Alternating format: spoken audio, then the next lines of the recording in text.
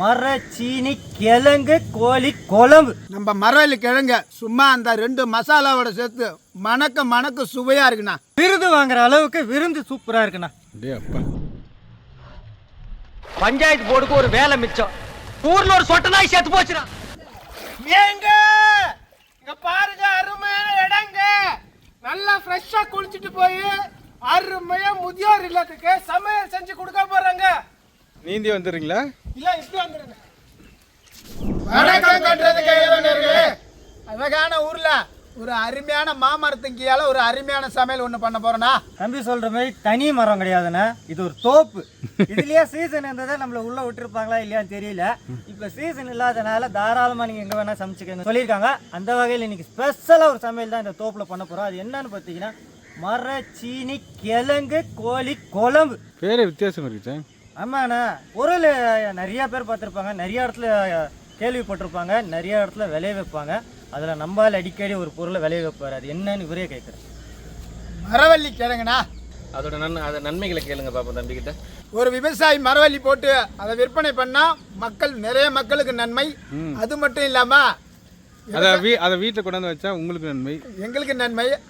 அதே கொஞ்ச நேரம் அந்த சீசன்ல போடுங்களாம், அது மண்ணுக்கு நன்மை. மரவள்ளி கிழங்கோட நன்மைகள் என்னன்னு கேட்டாங்க. அந்த கேள்விக்கு இது முடிக்கு பதில் வரல. இவங்க வித்து லாபமாக்கி இவங்களுக்கு வர காசு இவங்களுக்கு நன்மையா? இப்ப ஐயா சொல்லுவார் பாரு நன்மைகள். சொல்லுங்க சொல்லுங்க. அவங்க தான் விவசாயம் பண்றது தெரிஞ்சு நான் சொல்ல முடியும். உண்மை இருக்கு. நம்ம ஊரோட நன்மைகள் வந்து அதிகமாகவே இருக்கு. அதுவும் இன்னைக்கு நம்ம குறிப்பா வந்து முதியோர்களுக்கு கொடுக்கறதால தான் இன்னைக்கு நம்ம மரவள்ளி கிழங்கு அந்த கோரிக்கையோட சேர்த்து நம்ம கொடுக்கறது முடிவு பண்ணுவேன். இதில் பார்த்தீங்கன்னா நம்ம வயதானவர்களுக்கு அன்றாட தேவை பண்ணுற எனர்ஜின்னு சொல்லுவாங்க. அது இருந்தால் தான் நம்மளால அன்றாட வேலையே பார்க்க முடியும், உட்கார முடியும், ஏந்திருக்க முடியும். அதுக்கு முக்கியமானது வந்து கார்போஹைட்ரேட்னு சொல்லுவாங்க, ஸ்டார்ச் கண்டென்ட். அது வந்து அதிக அளவில் இந்த கிழங்குல கிடைக்குதுங்க. வயசானா சாப்பிட்டா செரிக்கலன்றவங்களாம் தாராளமாக இந்த கிழங்கை வந்து வேக வச்சு சாப்பிட்லாம். அவ்வளோ அந்த மாதிரி சாப்பிட்டிங்கன்னா நமக்கு செரிமான பிரச்சனை இருக்காது. இன்னொன்று இதில் வந்து கொழுப்பு சத்து ரொம்ப ரொம்ப ரொம்ப ரொம்ப கம்மி. அதனால் இந்த கிழங்குல வந்து எடுத்துக்கிறது முதியோர்களுக்கு ரொம்ப நல்லது. ஆனால் இதில் ஒரே ஒரு விஷயம் மட்டும் பெரியவங்க சொல்லியிருக்காங்க, பச்சையாக கிழங்க சாப்பிட்லாம். ஆனால் எக்காரத்துக்கு வந்து ஒரு நம்ம தோப்பு தூர வர மாதிரி நம்ம கிழங்கு பச்சையாக சாப்பிடும்போது ஒரு மாந்தோப்பில் புளியங்காய் எடுத்து சாப்பிட்டுன்னு வச்சுங்க. மாந்தோப்பு புளியங்காய்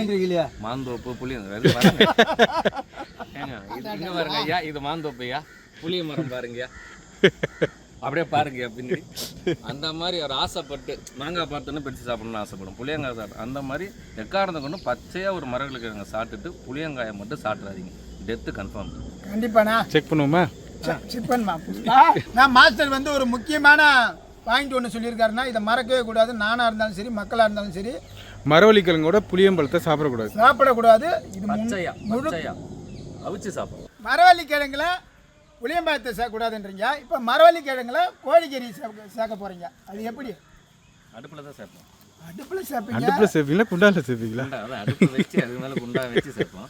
இதில் வந்து பார்த்தீங்கன்னா இந்த குழம்புக்கு நாங்கள் எலுமிச்சம்பழமும் சாரும் நாங்கள் பயன்படுத்த போகிறது கிடையாது, புளியும் சேர்க்க போகிறது கிடையாது, தக்காளியும் கிடையாது.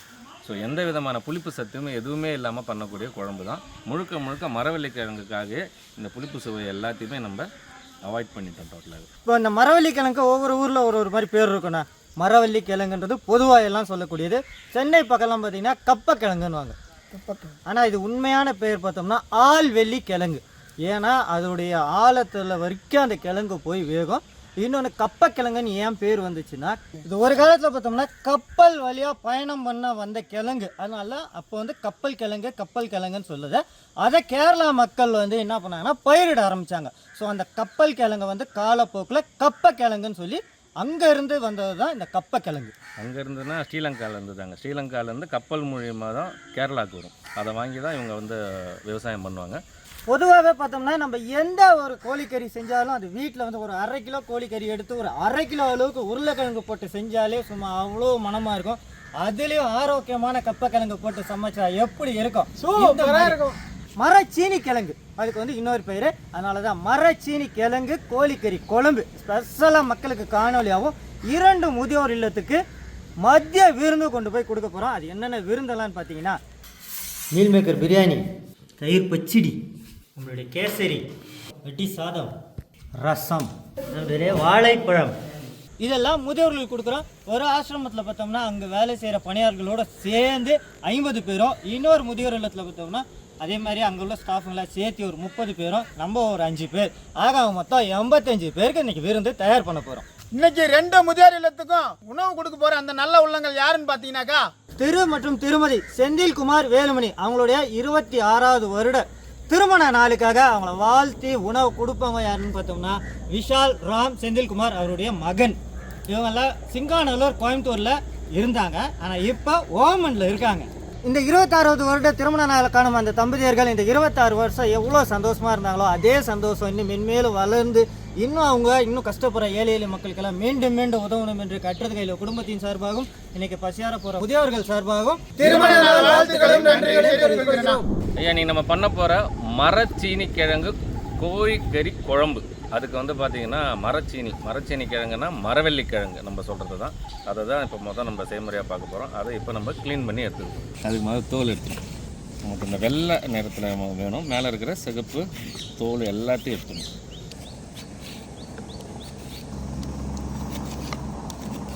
தோல் இல்லாமல் சிவப்பு நிறம் இருக்கும், அதுவும் இல்லாமல் இந்த மாதிரி வெள்ளை நிறத்தில் கட் பண்ணிவிட்டு மேலே இருக்கிறது நமக்கு தேவையில்லை. கறி எந்த சைஸ் வாங்கியிருக்கோமோ அதே சைஸுக்கு தான் நம்ம கிழங்கையும் நம்ம கட் பண்ண போகிறோம். நம்ம 2ஆக எடுத்துகிட்டு ஒரு சில பார்த்தீங்கன்னா நார் மாதிரி இருக்கும், அந்த மாதிரி இருக்கிற நாரை மட்டும் எடுத்துகிட்டு இதையும் இப்போ 2ஆக கட் பண்ணிட்டோம். அது வேர் கட்டைன்னுவாங்கண்ணா, வேருக்கும் பக்கத்துலேயே இருக்கும், ரொம்ப கட்டையாகவும் இருக்கும். இந்த உருளைக்கிழங்குன்ற மாதிரி மரவள்ளி கிழங்குல அது வேர் தண்டுன்றது வந்து இதாக இருக்கும், ரொம்ப இலசாக இருக்கிறது வந்து பீஸை மட்டும்தான் இப்போ நம்ம எடுத்துக்கிறோம். வேர் தண்டை மட்டும் எடுத்துடுறோம். இந்த மாதிரி கட் பண்ணிவிட்டு ஒரு கோழிக்கறி மாதிரியே கட் பண்ணியிருக்காங்க. கோழிக்கறி பீஸ் எடுத்துக்கோ மாஸ்டர். இதை அவிச்சு எடுக்க போகிறோமா? ஒரு 3/4 வேக்காடு வந்து நல்லா தண்ணியில் போட்டு நல்லா ஒரு அவிச்சு எடுக்க போகிறோம். மீதி இருக்கிற 1/4 வேக்காடு நம்ம கறி கூட சேர்த்து 2த்தையும் ஒன்று சேர்த்து ஒரு அருமையான இன்னைக்கு ஒரு கோழிக்கறி குழம்பு கொடுக்க போகிறோம். மரச்சீனி கிழங்கு கோழிக்கறி குழம்பு, அதுக்கு தேவையான பொருள் பார்க்க போகிறோண்ணா. செக்கெண்ணெய், சுத்தமான கடலெண்ணெய், கரிசக்காட்டு மல்லி, மிளகு, சோம்பு, சீரகம், கரம் மசாலா, தனி மிளகாத்தூள், மஞ்சத்தூள், மல்லித்தூள், உரிச்சு வச்ச பூண்டை, வெட்டி வச்ச இஞ்சி, பச்சை மிளகாய், கொத்தமல்லி, பசுமாட்டு தயிர், தூள் உப்புனா. உடுமலைப்பேட்டையில் வாங்கி வெட்டி வாங்கினா தோல் இல்லாத கோழிக்கறி. மரவள்ளி கிழங்குனா வெட்டி வச்ச வெங்காயம், கொத்தமல்லி தழை. ஐயா இந்த குழம்புக்கு வந்து பார்த்தீங்கன்னா 2 அரவை இருக்குது. ஒன்று வந்து பார்த்திங்கன்னா எதுவுமே நம்ம காரப்பொருட்கள் எதுவுமே வறுப்படாமல் அப்படியே அரைச்சி கொண்டு வரணும். இன்னொன்று வந்து பார்த்திங்கன்னா நம்மளோட வெங்காயத்தோட ஒரு சில பொருட்கள் சேர்த்து அரைச்சி கொண்டு வரணும். இந்த 2 அரவையில் செய்கிறது தான் இந்த கோழிக்கறி குழம்பு. நான் முள்ளு குத்துனா வரும் ரத்தம் எனக்கு வேணும், என் வருங்கால மனைவின்னு ஆசை முத்தம். தம்பி முள்ளு இருக்கிற இடத்துல உனக்கு என்ன வேலை? முள்ளு குத்துனா வரும் ரத்தம். முள்ளு என்னைக்கா குத்திருக்கா? உண்மையிலே முள்ளு இது நீ சொன்னதுல கேட்குறேன், முள்ளு என்னைக்கா குத்திருக்கா? எல்லாரும் நான் கேட்டதுக்கு பதில் சொல்லுங்க. இல்ல நம்ம மக்கள் எல்லாருமே எப்படி சொல்லுவாங்க, முள்ளு குத்திருக்குன்னு தான் சொல்லுவாங்க. நான் நீங்க சொல்லுங்க, முள்ளு என்னைக்கா குத்திருக்கா? முள்ளு குத்துனதால நாம தான் காலை வச்சிருவோம். நீங்க அதே மாதிரி தான், நீங்களா போய் வச்சாதான் புத்த கிடைக்கும், இல்லையெல்லாம் கிடைக்காது. ஐயா ஆரம்பமே சொல்லியிருப்போம் 2 அரவை பொருட்கள் இந்த குழம்புக்கு வேணும்னு. அதுக்கு முதல் அரவை பொருள் இது எதுவுமே வந்து அப்படியே வதக்காம அப்படியே அரைக்கணும். வாங்க பார்க்கலாம். 1 கிலோ கோழிக்கறி, 1/4 கிலோ நம்மளுடைய மரவள்ளி கிழங்கு, அதுக்கு என்னென்ன அளவுன்னு நாங்கள் வரிசையாக சொல்கிறோம். 1 கிலோ கோழிக்கறி எடுத்தால் 1/4 கிலோ கப்பக்கிழங்கு எடுத்துக்கணும். கண்டிப்பாக எடுத்துக்கணும். ஒரு 1.5 டேபிள் ஸ்பூன் அளவு முழு மல்லி, ஒரு 3/4 டேபிள் ஸ்பூன் அளவு கருப்பு மிளகு, ஒரு 2 டேபிள் ஸ்பூன் அளவு ஜீரகம், ஒரு 1.5 டேபிள் ஸ்பூன் அளவு சோம்பு. இது மொதல் மசாலா. இதை வந்து என்னன்னா ரசத்துக்கு அரைக்கிற மாதிரி நல்லா குறப்பாக அரைச்சினோன்னா எக்காரத்துக்கு வந்து தண்ணி சேர்க்கவே கூடாது. 2வது அரவை ஒரு 200 கிராம் அளவுக்கு பெரிய வெங்காயம் 4ஆவோ 8ஆவோ வெட்டிக்கங்க. ஒரு 50 கிராம் அளவுக்கு இஞ்சி, 50 கிராம் அளவுக்கு பூண்டு, பச்சை மிளகாய் ஒரு 5 மிளகாய். சாம்பார் மிளகாய்னுவாங்க, காரம் அதிகமாக இருக்கும். அதே இது நீட்டு மிளகாயிலே ரொம்ப நல்லா டார்க் பச்சையாக இருக்கும், அது சேர்த்திங்கன்னா இதை விட காரம் 1 மடங்கு கம்மியாக இருக்கும். எல்லாருமே பார்த்தோம்னா முதியோர்கள் அவங்க காரம் கம்மியாக இருக்கனால நம்ம கம்மியாக சேர்த்துக்கணும். நல்ல ஒரு கைப்பிடி அளவுக்கு மல்லித்தலை. ஏன் தண்ணி போட்டு அரைக்கணுமா, தண்ணி போடாமல் அரைக்கணுமா? இதிலே தயிர் இருக்குது, வெங்காயம் இருக்குது, அதுவே நமக்கு நல்ல தண்ணி விட்டுடும். அதனால் தண்ணியே தேவையில்லை. ஒரு 100 ml அளவுக்கு தயிர், நல்ல கெட்டி தயிர். இது அப்படியே அரைச்சோம்னா நல்ல மையா இந்த மசாலாவை நம்ம அரைக்கணும். நல்ல பேஸ்ட்டாக அரைச்சி கொண்டு வரணும். தண்ணி ஊற்றி மரவள்ளி கிழங்கு அவிச்சுக்க போகிறோம். டேப்பியோக்கா இங்கிலீஷோட பேர், தமிழில் மரவள்ளி கிழங்கு, கேரளா பாஷையில் கப்பா. அடேங்கப்பா. அதில் தேவையான அளவு கல்லுப்பு. இப்போ பாத்திர வித்தியாசம், ஒரு பக்கம் பார்த்தோம்னா மசாலாக்கள் அரைக்க கொடுத்துருக்கோம், இன்னொரு பக்கம் பார்த்தோம்னா நம்மளுடைய மரச்சீனி கிழங்கு அதை வேக வச்சுருக்கோம். இப்போ அடுத்து பார்த்து உருளி வச்சு ஒரு 100 கிராம் அளவுக்கு செக்கெண்ணெய் சேர்த்துக்கோங்க. தம்பி சொல்லியிருப்பாரு டேப்பியோக்கான்றது வந்து ஆங்கில வேர்டுன்னு. அது வந்து ஆங்கிலத்திலும் டேப்பியோக்கான்னு தான் சொல்லுவாங்க. ஆனால் இந்த வேர்டை வந்து முத உலக நாட்டுக்கு அறிமுகப்படுத்தியது யாருன்னு பார்த்தீங்கன்னா போர்ச்சுகல் பீப்புள்ஸ். போர்ச்சுகல் பீப்புள்ஸ் அதுவும் எங்கே அறிமுகப்படுத்தினாங்கன்னா நம்ம இந்தியாவில் தான் அறிமுகப்படுத்தினாங்களே. போர்ச்சுகல் மக்கள் கோவாவில் வந்து தான் வந்தாங்க, எல்லாருக்குமே தெரியும். அப்போ கேரளா பக்கத்தில் இருக்கிறதால இந்த கிழங்கை பார்த்து அவங்க வச்ச பேர் தான் இந்த பேர். எண்ணெய் வந்து நம்ம எதிர்பார்த்த அளவு சூடு வந்துடுச்சு.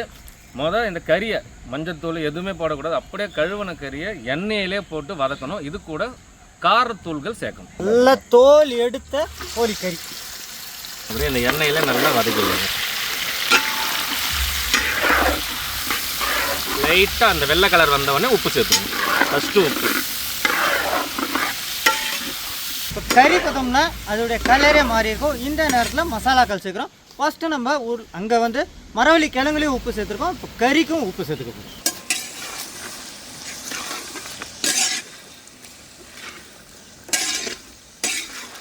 ஒரு 1/2 டேபிள் ஸ்பூன் அளவுக்கு மஞ்சள் தூள், நீங்கள் வந்து 1 டேபிள் ஸ்பூன் அளவுக்கு மிளகாத்தூள் சேர்த்துக்கலாம், நாங்கள் கம்மியாக சேர்த்துக்கிறோம். மல்லித்தூள் ஒரு 1.5 டேபிள் ஸ்பூன் அளவுக்கு, அதே 1.5 டேபிள் ஸ்பூன் அளவுக்கு கரம் மசாலா. எல்லா தூளையுமே முன்னாடியே சேர்த்துக்கிறோங்க. இந்த கறிக்கு ஏற்ற மசாலா கரம் மசாலா தானே.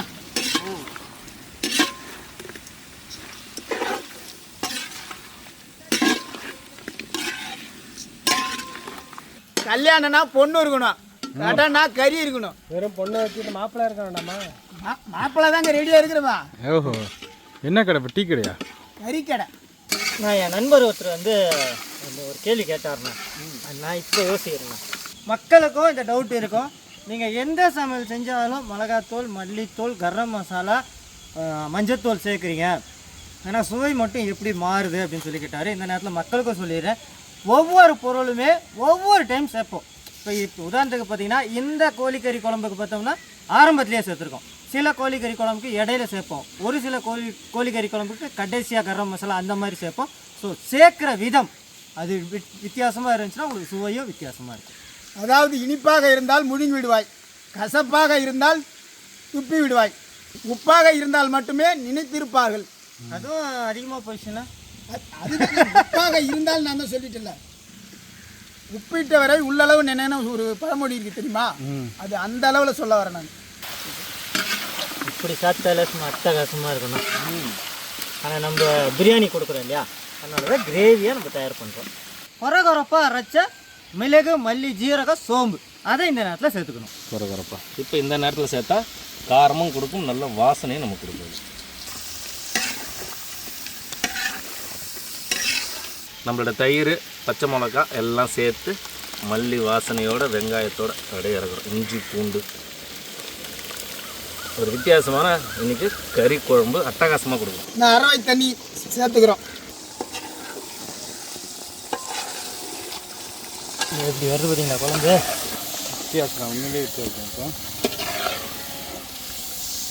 வழக்கமுள்ள வித்தியாசம் தான், எல்லாமே வித்தியாசம்னு போட்டோம். இப்போயே நம்ம விட்ட எண்ணெய் எல்லாம் மேலே வருதுங்களா? ஆமாம் சார். இந்த நேரத்தில் நம்மளுடைய மரவள்ளி கிழங்கு, கப்பை கிழங்கு, மரச்சீனி கிழங்கு, ஆழ்வள்ளி கிழங்கு எல்லா கிழங்கையும் ஒன்றா சேர்த்துக்கலாங்க. டைட்டாக பிடிச்சிருக்கீங்களோ? இல்லைண்ணா, எப்பயுமே டைட்டாக தானே பிடிப்போம். இல்லை ஆனால் விட்டுட்டோம்னா ஊற்றிக்கல, அதான் ஊற்றுனால்தான் ஆடுது. ஆமாண்ணா. உருளைக்கிழங்கு நல்லா உப்பு போட்டு அவிச்சு கேட்டுங்க, உப்பு போட்டு மரவள்ளி கிழங்குண்ணா ஆட்டை அப்படி வேக வச்ச தண்ணியோட உருளைக்கிழங்கு அந்த சத்தோட உள்ளே இருக்கிறோம். இல்லை தம்பி, இது மரவள்ளி கிழங்கு ஊற்றலாம் நீங்கள். மறுபடியும் உருளைக்கிழங்கா? ரைட்டு. அப்படியே கறியும் நம்ம கப்பல் கிழங்கு ஒன்று சேர்த்துக்கிறோங்க. அப்படியே முதியோர்களை போய் கொடுக்குறோம், என்ஜாய் பண்ணி சாப்பிட்டோம். தம்பி உருளைக்கிழங்கு சொன்னது இப்போ தான் தெரியுது எனக்கு. ஏங்கய்யா? குழம்புல பார்க்க உருளைக்கிழங்கு மாதிரி தான் இருக்குது. அப்படியே லைட்டாக ஒரு கொதி வந்துச்சுன்னா இறக்கிடலாம். ஏ பச்சை கிளி இஷ்டப்படி கட்டிக்கடி இந்த மாமனை, கண்ணில் என்ன பார்க்குற என்னமோ ஒன்றை கேட்குறேன் ஏ பச்சை கிளி. தரமான மரச்சீனி கிழங்கு கோழி குழம்பு தயாராகிடுச்சு. சுவைச்சலாமா சாங்? ஆமாங்கண்ணா, ஏன்னா இப்போ வாய் ஊறுது. அப்படியே மட்டன் பீஸ் மாதிரியே இருக்குல்ல சாங்? மாமர தோப்பில் ஒரு அட்டகாசமான கேசரி. கேசரிண்ணா, முதியோர் இல்லங்களுக்கு. என்ன சாங், மீல் மேக்கர் பிரியாணிக்கு மீல் மேக்கர் இறக்கிட்டீங்களா? இறக்கிருக்கோண்ணா. மட்டன் பிரியாணிக்கு போடுற மசாலாவோ மீல் மேக்கரில் போட்டு செய்ய போகிறேண்ணா. தண்ணி சேர்த்துக்கிறேன். முதியோர் இல்லங்களுக்கு. என்ன சாங் காலையில் காரைக்குடி நாடம்பழம். காரைக்குடியா? ஆமாங்க. உடுமலைப்பேட்டை உழவர் சந்தையில் வாங்கிட்டு காரைக்குடி இல்லைண்ணா, நம்ம காரைக்குடியில் அதிகமாக நம்ம பயன்படுத்தின பழம் பார்த்தோம்னா இந்த நாடம்பழம். காரணம்னா அவ்வளோ தேன் மாதிரி இருக்கும். அதே பழத்தை தான் உடுமலைப்பேட்டை சந்தையில் வாங்கி இங்கே உள்ள மக்களுக்கு கொடுக்க போகிறோம். ஓகே. மண்ணும் போல் அள்ளி சாப்பிட போகிறோண்ணா. மீல் மேக்கர் பிரியாணி அண்ணா, சூப்பராக மரவள்ளி கிழங்கும் கோழி கறியும் பக்காவாக ரெடியாக இருக்கு. சுவைக்கலாமா? கறியை விட்றா, அந்த காயப்படுறா. நம்ம மரவள்ளி கிழங்க சும்மா அந்த 2 மசாலாவோட சேர்த்து மணக்க சுவையாக இருக்குண்ணா. மரவள்ளி கிழங்கு நல்லா வெந்திருக்கணும். இந்த மாதிரி மாவு மாதிரி வேகணும். அப்படியே சோத்தில் வச்சு நம்ம ஸ்டைல் வந்துடணும். கறி நல்லா வெந்திருக்குங்க. நல்லா குழம்புல பிசைஞ்சு வச்சாச்சு. ஒரு பீஸு, ஒரு மாசு. சிம்பிளாக ஒரே வார்த்தையில் சொல்லட்டுங்களா? சொல்லுங்கள். விருது வாங்குற அளவுக்கு விருந்து சூப்பராக இருக்குண்ணா. அப்படியே அப்பா. ஏன்னா ஒரு காம்படிஷன் போனால் கூட இந்த மாதிரி ஒரு மசாலாங்களை போட்டு நீங்கள் செஞ்சே கொடுத்தீங்கன்னா ஃபர்ஸ்ட் ப்ரைஸ் கம்பல்சரி உங்களுக்கு தான். காரணம் என்னென்னா, நார்மலாக செய்கிற குழம்பு வகைகள்லாம் பார்த்தீங்கன்னா நீங்கள் அரைச்சோ வெட்டி போட்டோ வெங்காயத்தை ஆரம்பத்தில் சேர்ப்போம். ஸோ இந்த கிரேவிக்கு நம்ம கடைசியாக சேர்த்தோம். அதோட டேஸ்ட்டே மல்லித்தலையோட மனமும் நம்ம எதிர்பார்த்த மாதிரி காரமே இல்லாத ஒரு கிரேவி அந்த பிரியாணியோட சேர்த்து சாப்பிடும் போது செம்ம இந்த காடே மணக்கும். சொல்லுங்கள் ஆர்டிஎக்ஸ் எப்படி இருக்குது? அப்புறத்துலேயே தெரிஞ்சுக்கிறமையா, சூப்பராக இருக்கியா. அமைதியாக சாப்பிடும்போது தெரியுது. மீல் மேக்கருக்கும் இந்த கிரேவிக்கும் 2 காம்பினேஷன் பிசைஞ்சு சாப்பிட்றதுக்கு அவ்வளோ அட்டகாசமாக சூப்பராக இருக்குது. கண்டிப்பாக நீங்கள் சாப்பிட்ற முதியோர்கள் ரொம்ப ரொம்ப ரொம்ப ரொம்ப சந்தோஷப்படுவாங்க. அதுவும் குறிப்பாக இந்த மரவள்ளிக்கிழங்க இந்த கோழிக்கையோட சேர்த்து சாப்பிட்றது ஒரு புதுவிதமான அனுபவத்தை கண்டிப்பாக உணர்வாங்க. அவ்வளோ ஆரோக்கியமான மரவள்ளி கிழங்குண்ணா, அருமையாக இருக்கும். ரொம்ப சிம்பிளான மசாலா, 2 மசாலா, ஒரு குறகுறப்பு மசாலா, இன்னொன்று பேஸ்ட்டாக அரைச்சி. இந்த 2மே செய்முறை உங்களுக்கு குழம்பே ஒரு மாதிரி டிஃப்ரெண்ட்டான ஒரு குழம்பு மெத்தடாக இருக்கும். சுவை செமத்தியாக இருக்கும். ட்ரை பண்ணி பாருங்கள். திரு செந்தில்குமார், திருமதி வேலுமணி அவங்களுடைய 26வது திருமண நாளுக்காக கொண்டு தடப்படலான விருந்து வைக்க போறேன்னா போலாங்களா? இலையை மூடிட்டாங்கண்ணா. ஆசிரமத்துக்கு வாங்க போகலாம். இப்போ முதல்ல அன்னை தெரேசா முதியோர் இல்லம். இங்கே பார்த்தீங்கன்னா ஒரு 25 பேர் இருக்கிறாங்க. இவங்களுக்கு கொடுத்துட்டு அது வீடியோ எடுத்துகிட்டு நம்ம அங்கே போனால் அவங்களுக்கும் லேட் ஆயிரும். அதனால இவங்க கையில் கொடுத்துட்டு நம்ம இன்னொரு ஆசிரமத்துக்கு போக போகிறோம். இங்கே 45 பேர் இருக்காங்க. 45 பேர். இன்று 26ஆம் வருடம் திருமண நாள் காணும் செந்தில்குமார் அவர்களும் திருமதி வேலுமணி அவர்களும் இன்று போல் என்றும் சிறப்பாய் வாழ்க, நீடோடி வாழ்க, ஆரோக்கியத்துடன் சுகமாய் வாழ்க, சீரோடும் சிறப்போடும் வாழ்க, வளப்படணும் நலப்படணும் வாழ்க என்று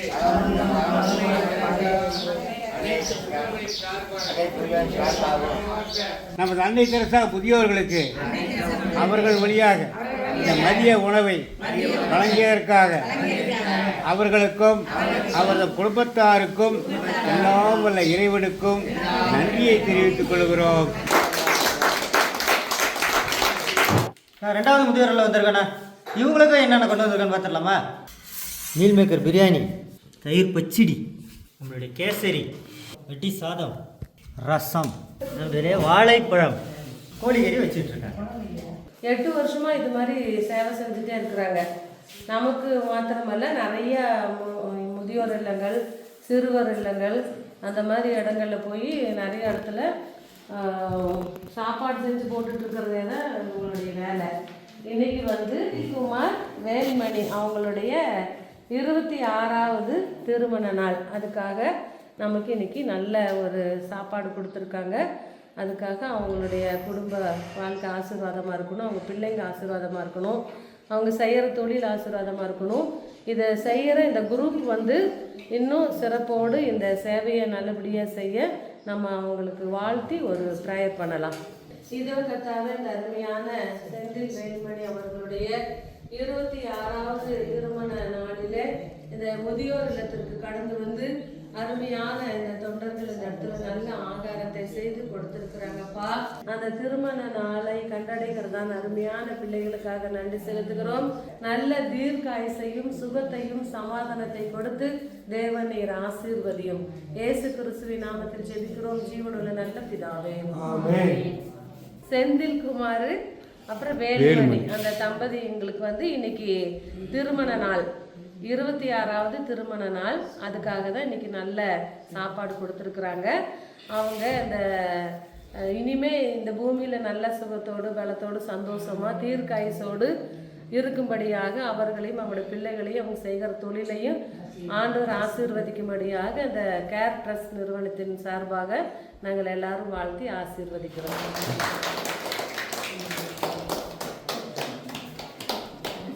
நன்றி. சாப்பிடுங்கம்மா. செந்தில்குமார் வேலுமணி திருமண நாளுக்காக அந்த ஆங்கடங்களை கொடுத்துக்கிறாங்க. அவங்க நல்லா ஆசீர்வாதம் 100 ஆண்டு வாழ்ந்து நல்ல ஆசீர்வாதத்தோடு இருப்பாங்க.